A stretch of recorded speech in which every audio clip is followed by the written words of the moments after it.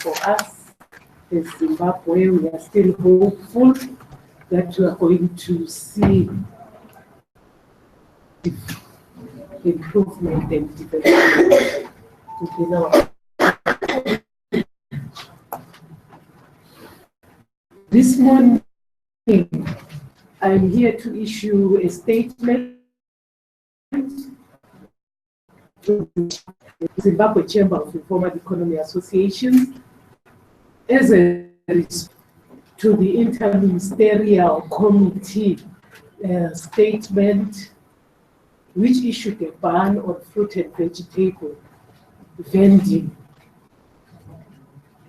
Straight away, I will get to read out our statement as chair. The theme for our statement, or the heading for our statement, is to interministerial banning of fruit and vegetable vendors due to typhoid outbreak. Our statement reads as follows. We, the Zimbabwe Chamber of Informal Economy Associations, are concerned by the outbreak of typhoid in Harare, which could even spread to other corners of the country if not urgently addressed by the relevant authorities. However, it is a further concern that at such a juncture, the Interministerial Committee's first reaction identifies vendors as the chief source of the typhoid outbreak, whilst avoiding the real source of the mess, who are the local authority and the Ministry of Local Government, the oversight body for local authorities. For years, the Harare City Council has neglected the dilapidated and dysfunctional water reticulation and delivery systems, leading to an accepted trend of burst sewer pipes and now permanent waste in sewage water around Harare. It is also true of other local authorities throughout major parts of the country. Those who live in glass houses should not walk around naked. This is transparent. And the Interministerial Committee is a glass house that the ministries have built. We have pertinent questions to ask. Why has the Ministry of Health neglected to instruct or direct the local authority to clean up the fecal mess flowing in the locations for a good number of years, which in itself is a health time bomb? Were they waiting for typhoid? This question is rhetoric, and part of it needs answers from the relevant ministry.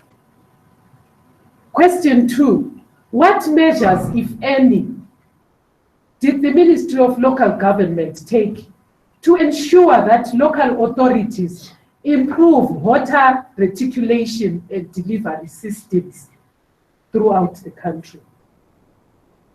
3, why did the Ministry of Environment not take the local authority to task for neglecting waste collection and water delivery and processing?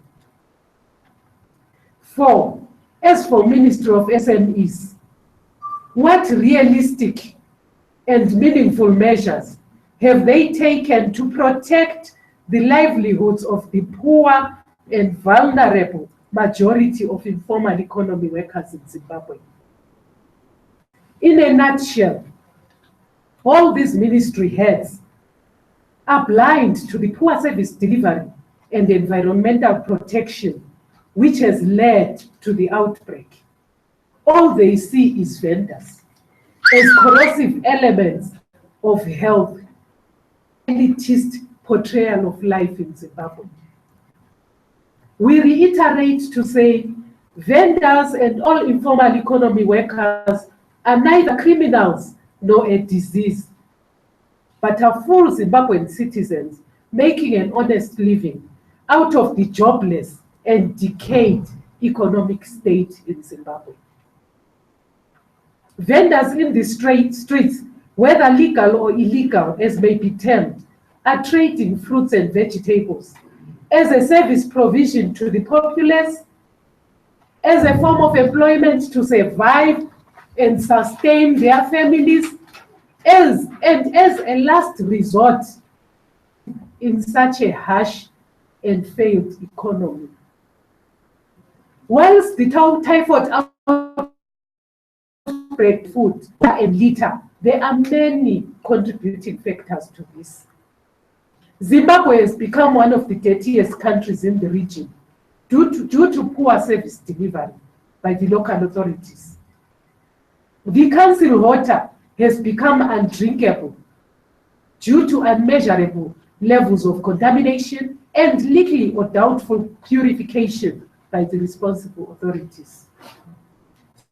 Sewage just flows all over in the locations and sometimes flows into burst water pipes as well.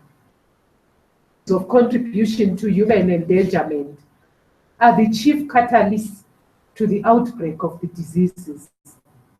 The fruits and veggies vendors trade is more contagious than the sewage waste that is flowing in almost every city in Zimbabwe. Vendors are also Zimbabweans and have a right to decent life and work. They trade in the streets. And supports sustainable employment, then the streets will be free. Almost more than 2 million people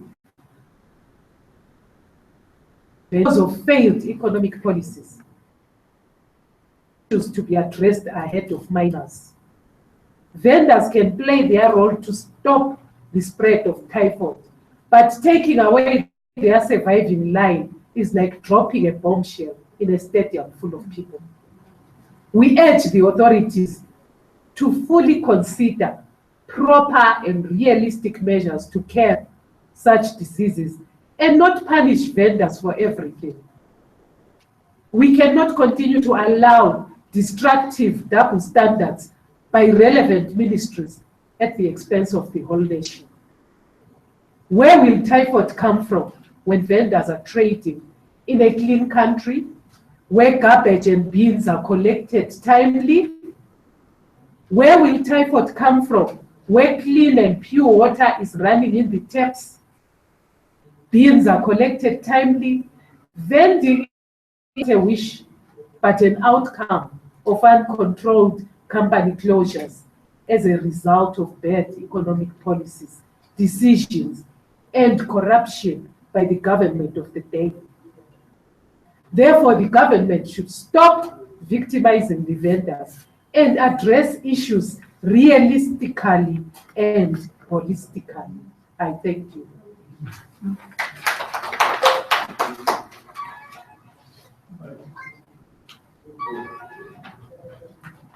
Those who wish to have a copy of the statement, I have several copies here with me.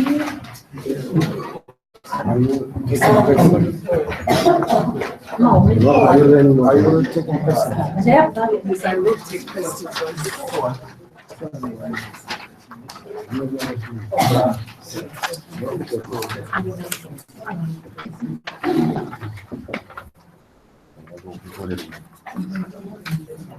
Members, it's not going to find my copies for office.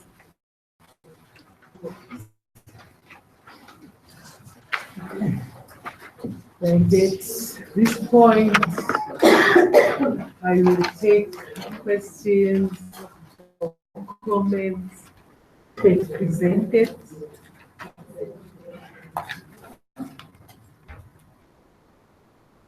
Goes ahead this threat banning those who vending meat, vegetables, and fruits. What would be your way of responding to such kind of issue? Definitely, we already have a plan of response.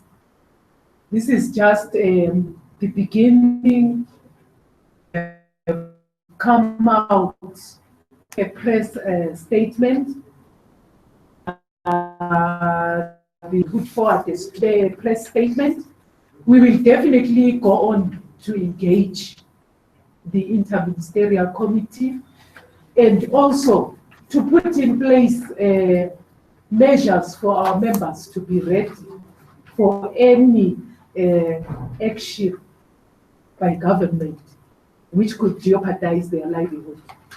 We are already in a response mode to say, advising our members on the issue, so getting their views on a possible way forward. In the meantime, what are you advising the members to do? Advising them to continue? They should stay put and continue to make a living for their children. Schools are opening on Tuesday. If at all there was an overnight company into which they could go and get wages, then definitely they would do that. Unfortunately, Zimbabwe offers no other alternative. If the government is to ban a source of livelihood, they should provide an alternative. So if the government offers a new place for vendors to trade from, what's your comment on that? If they offer a new place to trade, that would be a very good miracle. And we'll be very happy, because this is what we have been talking about. To say, give vendors and informal economy traders places, decent places to work on, in line with the decent work agenda, as well as in line with the transformation of the informal to formal economy, as well as in line with the sustainable development goals to eradicate poverty. So that will be a very good and positive move if they can do it overnight, as they did the statement to ban vending. Because what we are looking at is, we have over the years been engaging local authorities to provide working spaces for these vendors, but these spaces have not been available. So now that typhoid is here, we are surprised that people are supposed to go to local authorities to get vending spaces. We are yet to see that come to fruition. Statements, because engagement has yielded nothing for the past how many years? Yeah, but for the vendors, are they willing to get out of the streets? Because as far I don't think, is it last year or last year but one, when the council was trying to put stores outside the city center where vendors could go and trade, and there seemed to be some resistance because the people don't go outside the city to buy something. They're willing to get out of the streets and go wherever and wait, not within the CBD or close to where people walk around. One other approach that we need to begin to interrogate as Zimbabweans is the approach of dialogue. How does council say we are going to put you there? Vendors are not objects. They are people. They are entrepreneurs for Zimbabwe. They are doing with the big businesses. They should also do with the vendors. Where they send out tenders to the big businesses, and advertise that space to say, here is a vending space that we intend to avail. Then people should be free to comment and say, how do we enhance that vending space to be marketable? How do we get people to go to that vending space? Most of it, if it's out of town, nowadays local authorities do not even service the residential stands that they give out to people. There are no roads. You are just there. You are vending to baboons. No one will go there. So what we need is a realistic approach. We should not treat vendors like objects, not only vendors, but the whole population of informal economy workers. So the government created this epidemic of informal economy work. That is our take. they should be realistic enough to address it and put a rights-based approach to the address. So what we're looking at, we have so many examples, even examples within Zimbabwe. This is not the first time that there have been vendors in Zimbabwe. We grew up because our mothers were vendors and hawkers in Rhodesia. That I have an experience of. My mother had a stall in the Veve market in Bunawan. Well-built stalls and a well-protected room.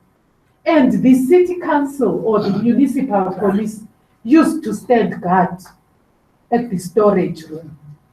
Nowadays, the city council or municipal police are athletes who terrorize vendors.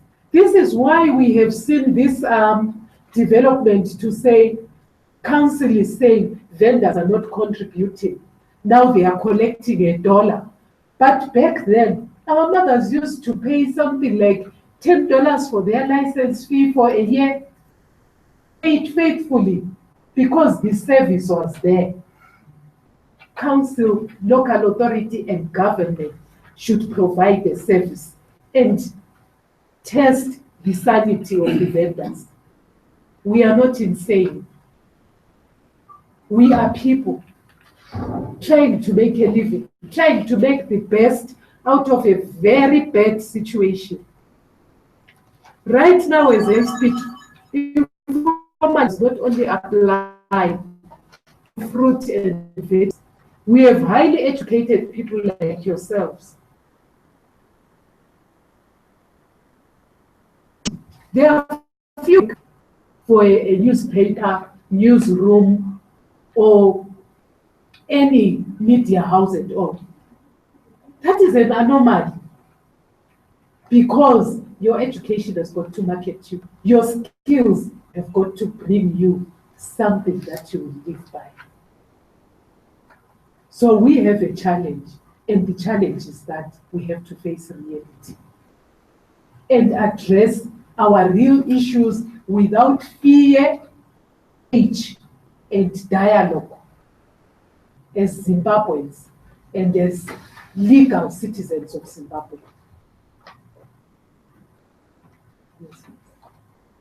Before this pronouncement by government to ban focusing on vendors, was there any effort by government engaging ZCIEA just to get ideas as to how the typhoid cholera issue can be addressed before the pronouncement that we want to ban? Was there any effort to dialogue with it? There was no effort at all.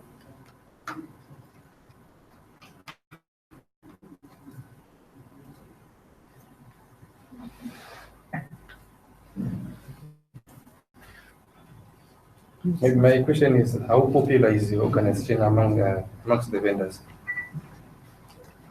As far as we are concerned, we have a good number of members. Different groups. We have dormant members. Those members who do not always pay their subscriptions, who are consistent. So we consider all of them as our members. And right now, we cannot disclose the number of our members in this gathering. But we will be very free if you visit our office. We will give you a no-hold-bars interview on that.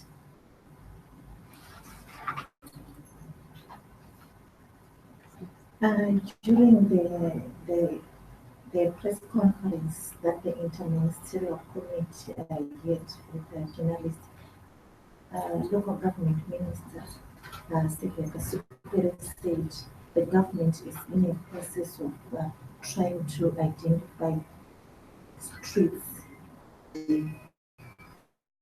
where stores will be constructed for vendors. Do you support that idea? Very much. That one is a brilliant idea. If only the idea can be implemented in the system. In our last press conference, I also alluded to that, to say we have visited countries in the region. We feel as government, even us as an organization, as we interact with counterparts in the region and worldwide, government should also take best practices from there. I gave the example of Swaziland and the example of South Africa. Partnered even with banks to build very up-to-date stores for vendors. That way, there is no war between local authority and vendors, no war between hungry citizens and the government.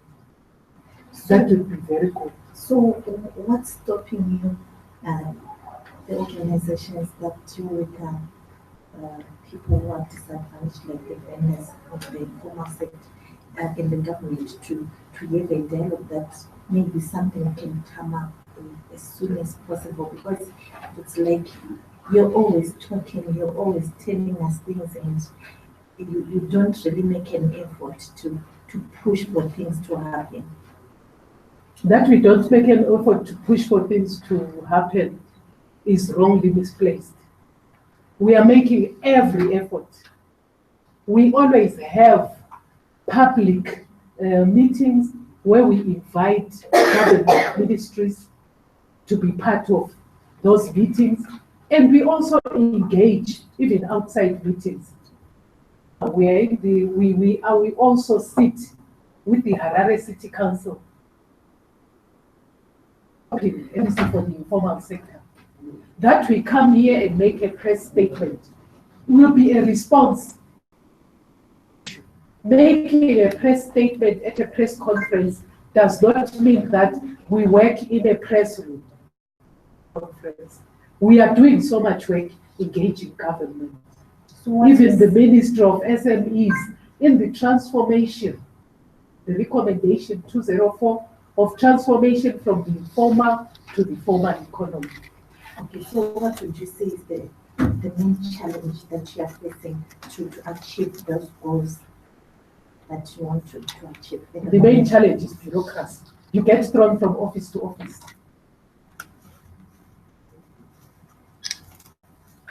I think at this time out. Thank you. Okay. And I